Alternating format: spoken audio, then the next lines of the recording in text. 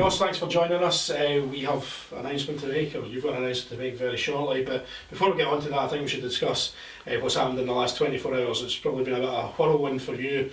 Never nice to see somebody losing their job, and sadly Alan Johnson departed yesterday.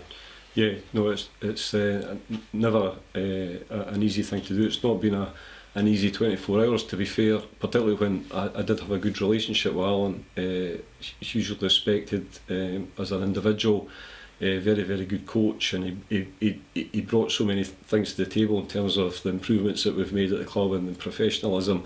But as Alan admitted himself when we spoke yesterday, it is ultimately a results driven business, and I don't think we've performed the way that we should in terms of the capability that we've got this season. We've never been able to really build up momentum. It's been one win, then a setback. We've never really built up 2 or 3 victories in a row to get ahead of steam. But to be fair, you could say that about everybody else in the division as well. It is a unforgiving league this season, and it's so tight even still. But there's still a lot to play for. But no, it's not been an easy period, and it's never nice to ask people to move on. But we just felt as though we were at a point where we needed a change because there had been too many missed opportunities this season. And Saturday's match against Alloa probably summed up our season, really, didn't it? Yeah, I mean, I think the game on Saturday probably epitomised our season in that, the first half, I'm sure everybody in the stadium was feeling pretty positive, and then the opposite emotion at the end of the second half. And that's what we've really got to try and improve upon, these fluctuations, and get more consistency. But ultimately, good results, and better performances give players confidence and belief, and that's really what we're trying to aim for. And finally, on Alan and Sandy, I guess over the time here, they picked us up at a very low point in our history and have left us in still a pretty decent position in the league. Yeah, no, absolutely, and I would ask everybody to remember that, because the club was in a dire position on and off the park, and it took us 3 years to get out of League One. And there's more experienced managers than Alan couldn't get us out of that division.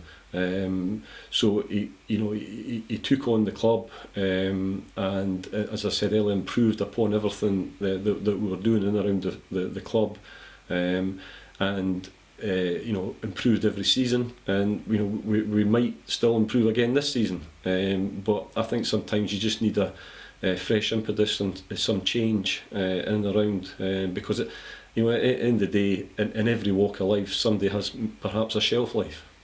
And it's something that we've all said, you move on, managers move on, players move on, fans depart and go, but Dunfermline remains, and we need to move on as a club. So outline the changes that have been made in the last 24 hours. Yeah, it's been an incredibly busy 24 hours, but what I would emphasise here is that as a board, we've been constantly reviewing the situation, not just of the management and coaching staff, but everything about the club. You've got to keep all these things under review.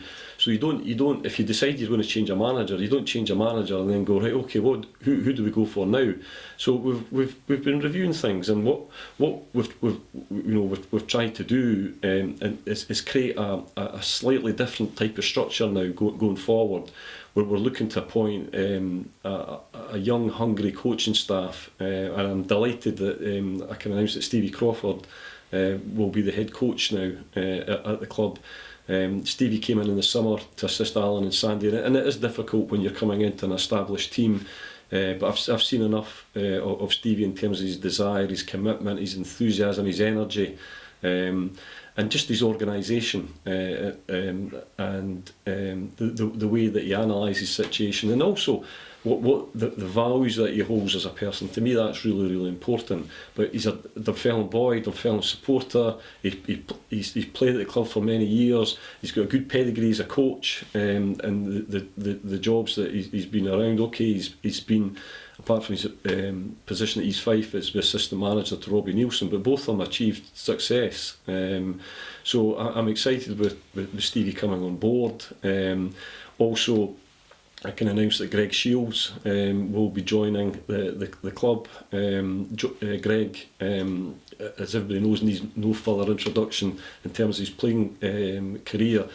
Greg, took the step to go to the States in 2010. He spent the last 8 or 9 years out there developing his coaching career, particularly with young players, helping them develop and give them the opportunity to get into the first team. And that's something as a club we've not done enough of. So that's a big part of Greg's experience, and that's something that we want to utilise. And I also think that it's fresh ideas. Greg's been out in America. The facilities, the infrastructure that he's used to, slightly different to what he's going to anticipate at Dunfermline, but he knows that. He was keen to relocate, and I have to say that I spoke to Greg. Greg actually, I had a conversation with Greg in the summer, but I spoke to Greg late yesterday morning, and he didn't need any convincing. He said, I'm going to go into my club, seek my exit, and I'll be on the next plane. And he's literally travelled through the night from New York, and he arrived here off the plane at 9:30 this morning with 2 hours of sleep. Now, to me, that is what being part of Dunfermline Athletic means to Greg Shields, and that's just a fantastic commitment. And as you say, there are two very familiar faces around East End Park, and hopefully going forward towards the end of the season, they can get us where we want to be. Yeah, and absolutely. And what we're looking at the moment is we're still well in contention for a playoff position. It's still within our grasp. It's a very congested and tight league, but there's still a hell of a lot to play for this season, and it's just getting maybe more belief into the players, maybe doing things slightly differently might just give us that edge. But clearly there's no guarantees. But to me, the important thing is that Stevie and Greg have an affiliation with the club. They understand what this club's about, they understand the expectations and perhaps the peculiarities of the club and everything that goes with it. But that's what makes this club a special club. And I'm also delighted to say in that regard that we've managed to obtain the services of Jackie McNamara, and he actually has a sports consultancy company who provide technical support services to football clubs. So we're able to utilise Jackie and his extensive knowledge, and as a board, it's more really in terms of helping me in terms of develop the football side of the business, and again that's an important thing that we've recognised that needs to be strengthened. And Jackie's knowledge in that regard, and looking at how we do things, how we train, how we monitor players, assess players, all that type of thing. Jackie's going to bring that to the table, and that's another fantastic addition. And again, Jackie's another, has a great Dunfermline connection.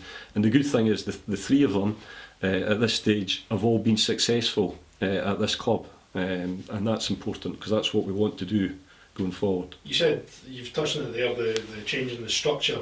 Is this something that has been spoken about over the past few weeks and months then, that this is something that you wanted to happen anyway? Yeah, to be fair to Alan, I mean, Alan and I have been discussing this for a long time, and certain things that we needed to improve upon. So again, there was discussion ongoing with Alan.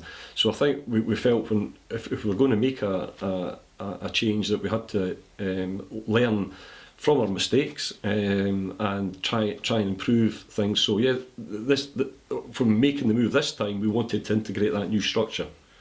And just finally, Ross, just to clarify, Stevie and Greg will be on permanent contracts. Yes. There'll be no seeking any other managers or anything like that? No, they're both on a permanent rolling contract, so the spelling, I think it's to the end of the season, they're permanent contracts, and we hope to bring in another coach. We're still looking actively for another coach. We're pursuing one or two people at the moment, but it's the same type of person, a young, hungry coach that we're looking to bring in, that can complement who we've got and take us forward.